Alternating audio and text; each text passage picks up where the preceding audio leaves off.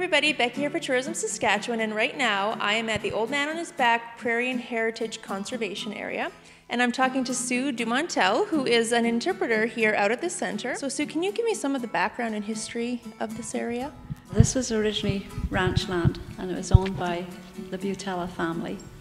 And Pete was the son of the family, and he ended up with the place, and he married a lady called Sharon Quarry, so she was Sharon Butella, the writer. And they sold it to Nature Conservancy in 1996. And the attraction to Nature Conservancy is the fact that it's 13,000 acres in one block. And most of it was unbroken prairie, which means it had never been farmed. In 2003, Elk Island National Park donated to us 50 head of Plains Bison. 3 years ago, there is a program from the University of Texas, and they are going around genetically testing the private conservation herds in North America. And it proved that ours is still genetically pure Plains Bison. Tell me what people will learn when they come to the visitor center here. They learn about this very weird name, the Old Man on His Back. So there are several stories why it got its weird name, of course, and one is the stories that all the old timers told us was that they found an old man lying on his back up there, and he was kind of dead.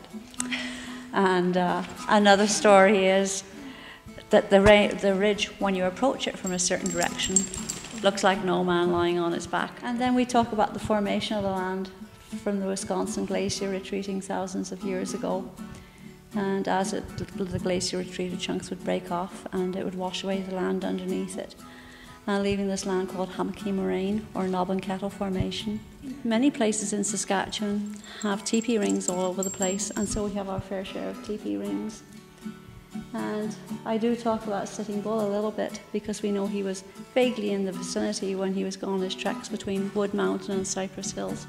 And then we talk about the settlers coming in and how they broke the land and what they had to do to get their 160 acres, which is a quarter section of land, how they got that free. And the fact that when they came out here, many of them, we have no trees naturally growing around here, as you can tell, and so lots of them lived in sod shacks. The land we have around here is something called rubsart clay, so it gets like cement. And they were fairly easy to sweep and keep clean. And they were warm in the winter and cool in summer, and the only problem was if it ever rained, it would rain for 3 days indoors, seeping through the roof. So most of them learned pretty quick to put tin on the roof. So.